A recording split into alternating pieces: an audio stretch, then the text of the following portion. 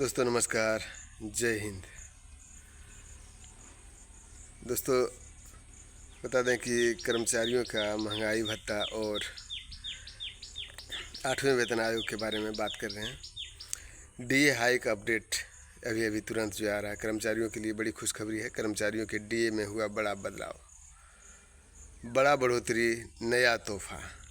हर साल की तरह इस बार भी सरकारी कर्मचारियों और पेंशनर के लिए महंगाई भत्ते डीए में बढ़ोतरी होने वाली है। लेकिन क्या आप जानते हैं कि इस बार कितना होगा बढ़ोतरी, और इस बार 2025 में इसे बढ़ाने की तैयारी क्यों हो रही है?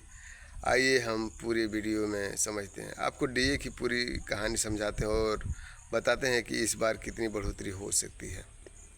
महंगाई भत्ता कैसे काम करता है, सबसे पहले ये जानिए। सरकारी कर्मचारियों को जो महंगाई भत्ता मिलता है वो महंगाई भत्ते से निपटने के लिए होता है और यह CPI-IW पर आधारित होता है। CPI-IW क्या है? यह दरअसल महंगाई को मापने का तरीका है और ये हर महीने श्रम ब्यूरो द्वारा प्रकाशित किया जाता है। तो अब सवाल उठता है कि महंगाई भत्ते का हिसाब कैसे होता है। डीए का फार्मूला समझने का आसान तरीका है। डीए प्रतिशत, AICPI, PIN और बेस ईयर इंडेक्स गुने 100 बराबर बेस ईयर इंडेक्स।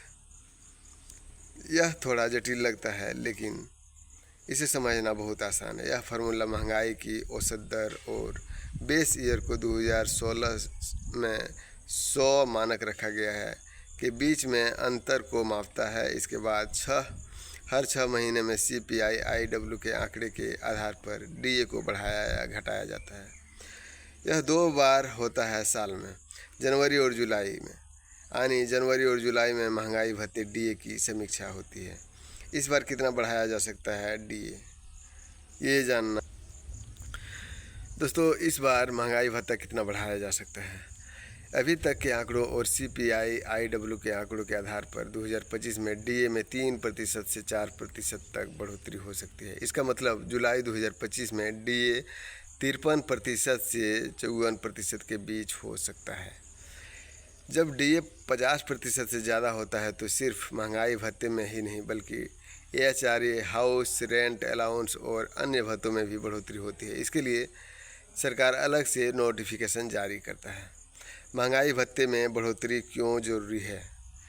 महंगाई भत्ते में कर्मचारियों की खरीदारी क्षमता पर असर पड़ता है, इसलिए महंगाई के बढ़ने के साथ साथ डीए को बढ़ाया जाता है। यह महंगाई बढ़ती है तो CPI-IW भी बढ़ता है और इसके हिसाब से डीए में बढ़ोतरी की जाती है। इससे कर्मचारियों को अपने जीवन शैली को बनाए रखने में मदद मिलती है और महंगाई के कारण उनके खर्चों में जो वृद्धि होता है उस पर कुछ हद तक काबू पाया जाता है। निष्कर्ष, क्या हमें डीए बढ़ने का फ़ायदा क्या मिलता है? 2025 में महंगाई भत्ते की बढ़ोतरी कर्मचारियों के लिए राहत का कारण बन सकती है।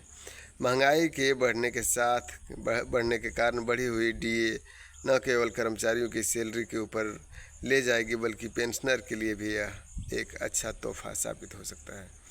जुलाई 2025 में डीए में 3% से 4% की बढ़ोतरी हो सकती है और जब डीए 50% के पार जाता है तो AHRA और अन्य भत्तों में बदलाव हो सकता है।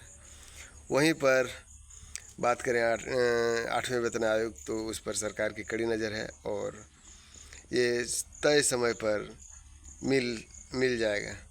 और अगर बात करें जो कि 18 महीने का डीए एरियल जो कि कोरोना काल से रोक के रखा है, वो सरकार देने के नाम नहीं ले रही है।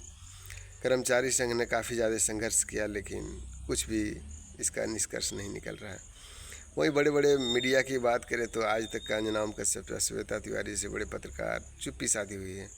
कर्मचारियों के हित में बात करनी चाहिए, कर्मचारियों के मांग को उठाना चाहिए, क्योंकि वो बड़ा मीडिया चैनल है, उसकी आवाज़ सरकार के कानों तक पहुंचती है, लेकिन चुप्पी साधी हुई है।